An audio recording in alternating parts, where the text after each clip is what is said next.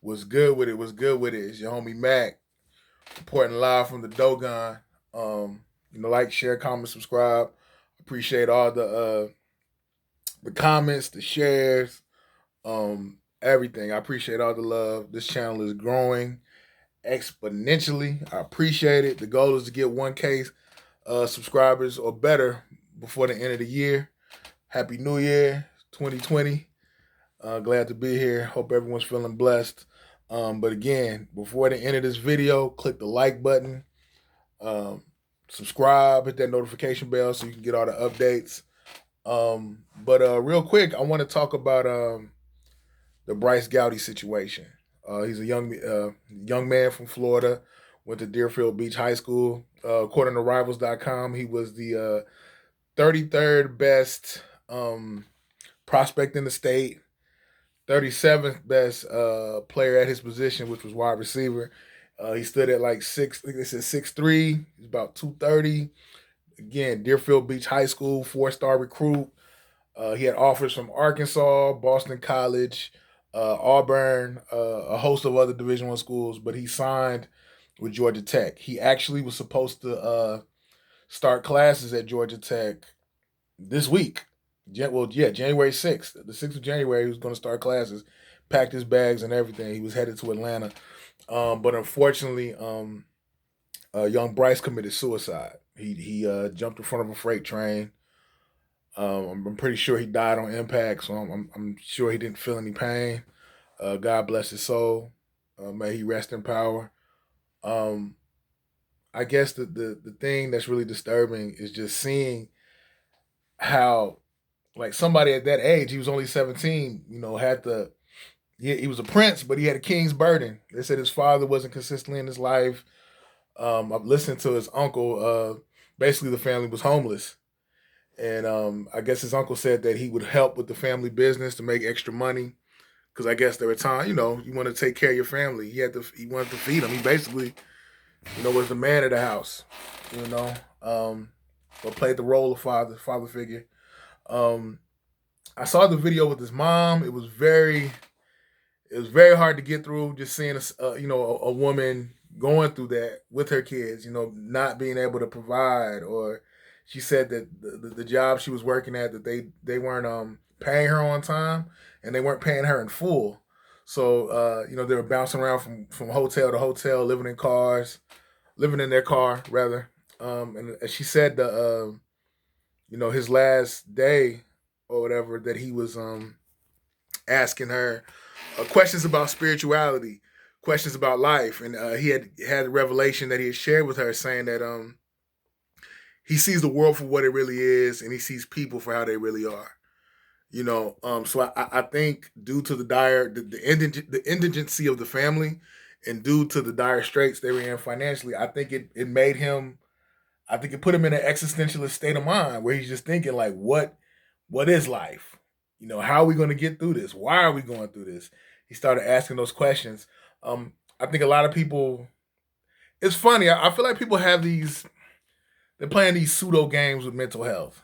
Like that's cool to talk about mental health. Like, mental health this, mental health that, and I think people use mental health as a scapegoat a lot of times.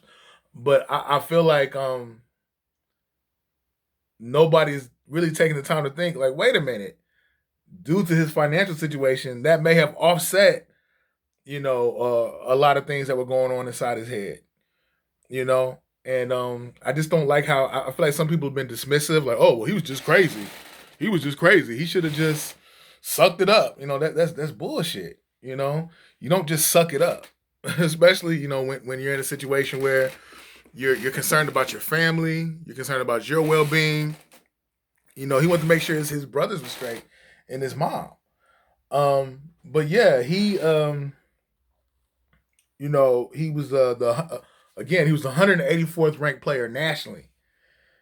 So this kid had a promising future. Like, things were going to look up. His uncle kept saying that a lot of his stress came from feeling as though he was leaving his family behind. Like, things were going to get better for him, but his mother was still going to be struggling, and his brothers were going to be struggling. And I guess my thing is, I understand. You can't just cut someone a check and it'll just solve all their problems. But I think the NCAA really needs to kind of reflect, like they're making billions of dollars off these kids, and a lot of these kids that they come from impoverished situations, and I think that I'm not a policymaker when it comes to the NCAA, clearly, but I think there needs to be consideration made for the families of these student athletes, because it's starting to just feel like it's a cop out. Like these Big Five schools, they do what they want to do, and I really think, a lot of things they do are complicit with the NCAA, but it's all a money game, man. It's all a hustle. Salute to the state of California though for passing a law where players can get compensated financially for their likeness, and I think eventually it's going to evolve and it's going to grow, and I think players will get paid. I know they get stipends, but I'm talking about. You got a kid who's scoring touchdowns and dunking the ball, and the revenue from that is funding the biology department or putting money into the athletic department, putting money into the dorm room. So my thing is like these kids, they're almost like indentured servants, to keep it a buck.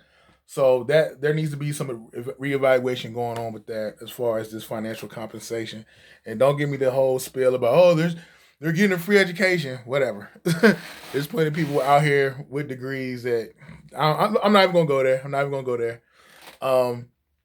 But yeah, I do think we need to stop telling our boys to just suck it up, toughen it up. There needs to be more serious consideration concerning our mental health.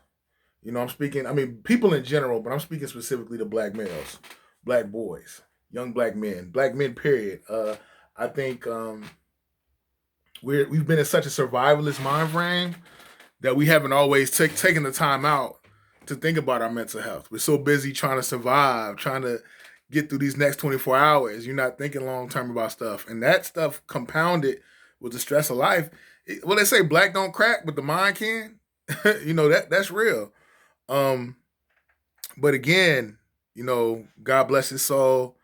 Young BRYCE, they called him Simba. Salute to his family. They're in my thoughts and prayers, and I know that's cliche, but I just sincerely, hope God gives them the strength and the wisdom to get through this time. Again, I think we really need to look and realize like poverty is an institutional failure. It's not necessarily, somebody just didn't want to work or they're lazy or they just didn't want to take the time. No. Poverty speaks to institutional failure. There's a breakdown in the school system, a breakdown just in the overall ethics and paradigm of this country. But yeah, like, share, comment, subscribe. Subscribe to the YouTube channel 82 Kings. Hit that notification bell. Follow the movement on Instagram, MACK TV _82. Peace and love. Be blessed.